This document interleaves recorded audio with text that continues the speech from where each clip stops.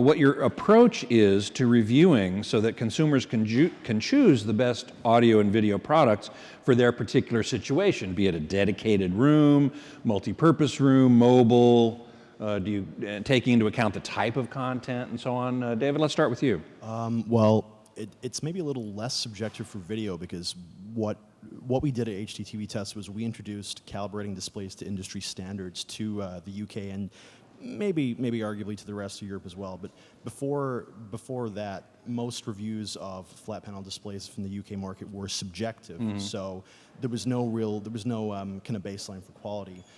We should say, though, that you're a reviewer for a UK website called hdtvtest.co.uk. Yeah. But no, like we calibrate everything to industry standards so that everything is calibrated to a level playing field. And then once you do that, then you can really start finding out like what the differences between the displays are. And once you take out the subjective opinion of maybe what the TV engineer felt the picture should look like. Regarding for tuning displays to different rooms, that's arguably more of an audio thing, I'd say. Yeah. For video, it's more about room light. Question though. Please you think take that people are listening? I'm listening. Sorry, I'm such an audio guy. Yeah. Switch over to video. That people are watching TV in dark rooms all the time? This is a very good question, and one we've been talking about this week, actually. Right. And the answer is probably the majority not. Yes. So whatever you determine in a dark room with and you usually calibrate the TVs In a dark room. Yeah. So people don't watch calibrated TVs and they don't watch in dark rooms. So, well, they do if they read my stuff. Right. That's totally true. I mean, we're targeting a videophile audience. Right. More of them will watch in dark rooms. I don't watch in a dark room all the time.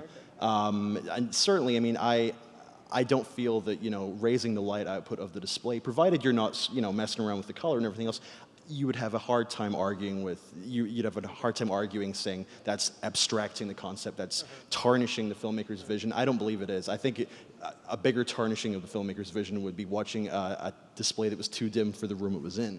So yeah, I mean, during calibration, it's anything really critical because of the limitations of the current video system arguably does have to be in a dimmer room. But we're checking out, different, like calibrating gamma to different settings to make sure that it can be installed in, like you say, average people's living rooms. Right. We know that people are not sitting, in a back cave in a black hole, TV all the time. Steve, I wanted to ask you about this whole idea, and I've thought about this a lot. TV, reviewing a television or a projector, there are many objective standards, Right. I don't see as many in audio. Right. I mean, there are, but I don't think they're relevant to anything.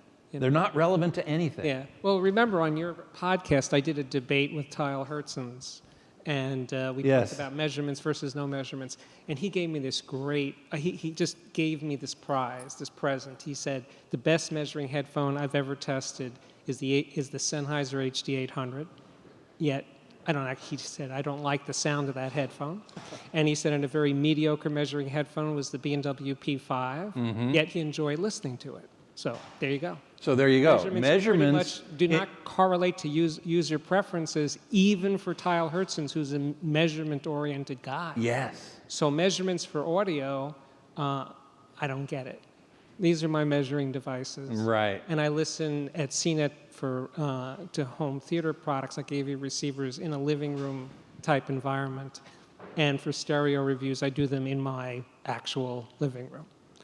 So the only thing that as a professional reviewer that I can offer readers is to give is trying to be objective views of what it sounded like. But basically all I have over the average person is that I've listened to countless thousands of speakers and hundreds of headphones in various environments and stuff. So when I'm reviewing something, I'm putting it in that context. But my opinion, like a wine critic's opinion or a movie critic's, is just my opinion. And whether the given reader has, let's say, a track record of reading my stuff and tends to agree with me, then my conclusions are relevant. And if he and I or she and I constantly are on opposite sides, well, then my reviews are pretty much worthless to that person. I would disagree. They're not worthless at But they all. can always do the opposite. That's what I'm saying. If he loves That it, person I will hate say, well, I always disagree with what Steve says, Right. therefore I'm going to do the opposite of Right, what he right. recommends. Then it is relevant.